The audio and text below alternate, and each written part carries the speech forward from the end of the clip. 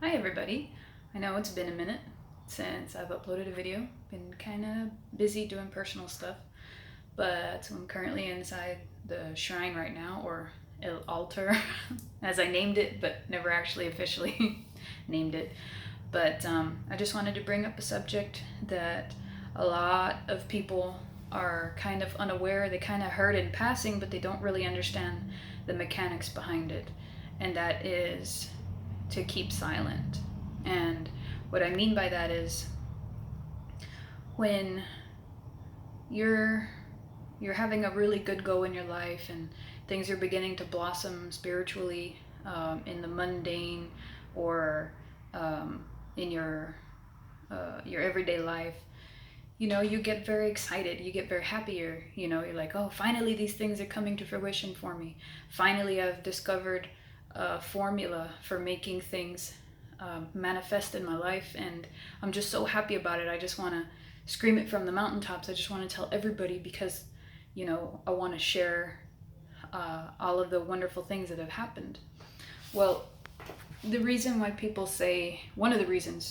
why people say to keep silent about your achievements and your accomplishments, things that you have attained, is because a lot of times you're telling an audience that are falling on hard times, that are having a rough go at life, and that are not experiencing the same blessings that you're experiencing.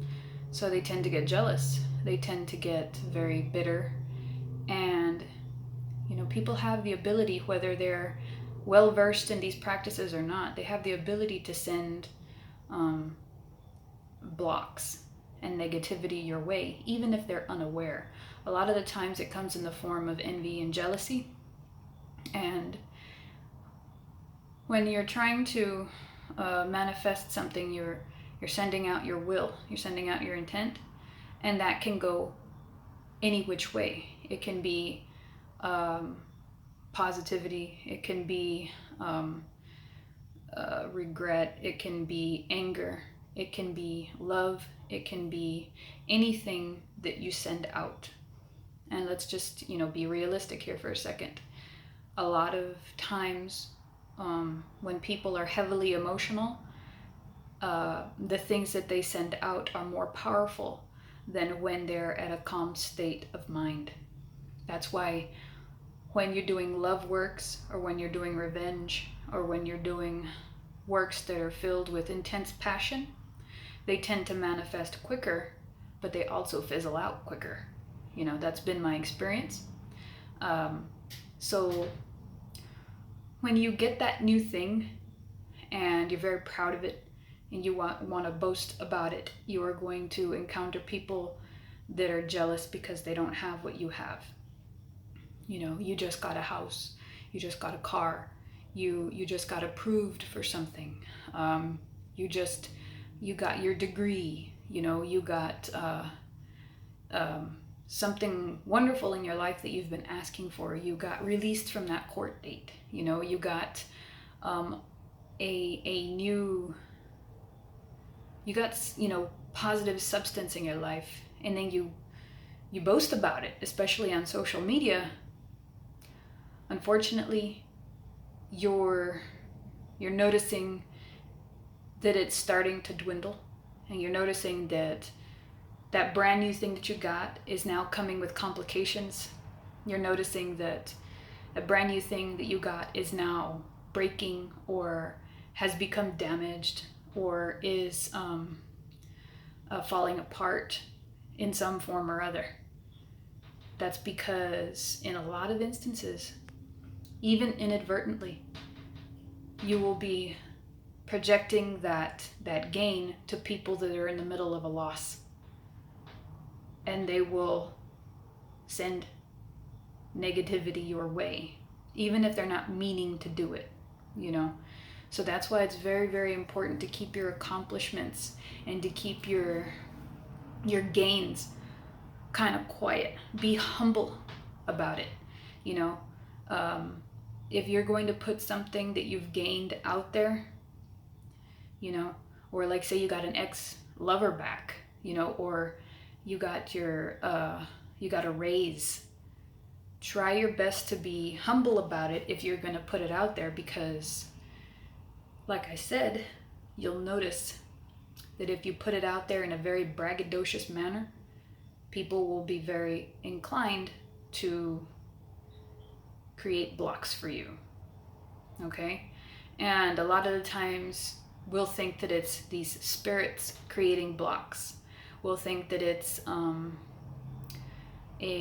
something on the solely spiritual level that's creating these blocks. And I'm not going to sit here and say that that's not a distinct possibility. It definitely could be. But more times than most, people don't realize the power of the will and the power of their intent. And they don't realize that it is actually their environment that's creating those blockages. So that's one portion of the video that I wanted to discuss. Another portion is, we've gone over this in the past, but we'll go over it again, is a lot of people will say, you know, and I've gotten several messages about this just today, and I just wanted to address it once more. They'll say, I don't feel the presence of a certain spirit around anymore. What is it that I can do? And what I'll say is what I've done in the past and what I've experienced in the past, because I have personally had this happen. I'll say, do what it is that you did when you first tried to create a relationship with that spirit. Bring them offerings, give them your attention, learn about them, study about them, learn everything that you possibly can, because simply by learning, you're becoming in tune to them. You're giving them your time, you're giving them your attention, you're in essence feeding them. You know, you have to think of energy exchange, you know, and you have to, I know it's a very new agey concept, but nonetheless it's actually a very ancient way of thinking, and it's an ancient, how do I describe it? It's a concept as old as time. Giving something or someone your energy and your time is possibly the most you can dedicate, because you will never get that time back. You will never get that moment in your life back again. So by just talking about that, I know people don't like the word entity, by talking about that spirit, by involving them in your life, by bringing them offerings, by conversing with them, by having your morning cup of coffee with them and with them in mind, by reading about them, you are feeding that energy. And when you feed something, it grows, for one, and secondly, think of you as like a ball of energy, think of them as a ball of energy, and when your intent is involving them, you're creating this link between those two balls of energy, okay? And you're kind of like a lava lamp, you know, just kind of flowing between one another, and you're absorbing their energy, they're absorbing yours, and you're creating this beautiful relationship between the two of you. Now, when you take your energy and you focus it on something else, or you're involved, you know, like just in your regular life, and you forget, that link that you two had begins to dissolve and sever, and it kind of begins to dissipate within your life. So I wish I could describe it in more scientific terms, but that's the best I can describe it, because I'm more of a mental picture type person. But it's not that energy ceases to exist. It's just that the connection has been dissipated. So you have to reestablish that connection by involving yourself the same way you did originally. It's like when you lose connection with a friend, or with one of your pets, or a significant other, or whatever. You guys are not involved the same way you were. You're not doing the same things you used to do. That line, that chain between the two of you has become rusted and eroded, and will eventually break. So what you have to do is reconnect the same way you did, you know, Go buy them flowers, go take your pet for a walk in the park, go. Now, these are very crude, very simplistic examples, but you get the gist of what I'm saying. Go do all of the things that you thought from the get-go that would have been appealing to attract this energy's attention. Okay? You have to wine and dine that energy all over again, basically. So that's a good way to establish, that's a good way to feed it, and a good way to help it grow within your life. Now, this doesn't only apply to Santa Muerte, it can apply to any spirit or energy that you're involving yourself with. The moment you start to notice that it dissipates, you have to court it all over again, And hopefully that doesn't happen to you too many times, because just like with a relationship with a person, that spirit, Santa Muerte specifically, remembers, So was the whole fool me once, fool me twice, that old saying, So it's human nature to be a little bit neglectful, to forget, to get caught up in things, to have your life distract you. But if it happens repeatedly, then expect that relationship to sever after a while. A lot of people are very afraid of this because they're like, well, this is the embodiment of death. I don't want to be on her bad side. All I'm gonna say is that it depends on how you see her. It depends on what your relationship is with her. That'll be the determining factor on how pivotal it is for you to reestablish that relationship if it has been severed or dissipated.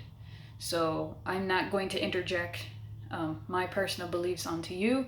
I'm just going to tell you that it's entirely up to you, the severity of that sort of misdeed.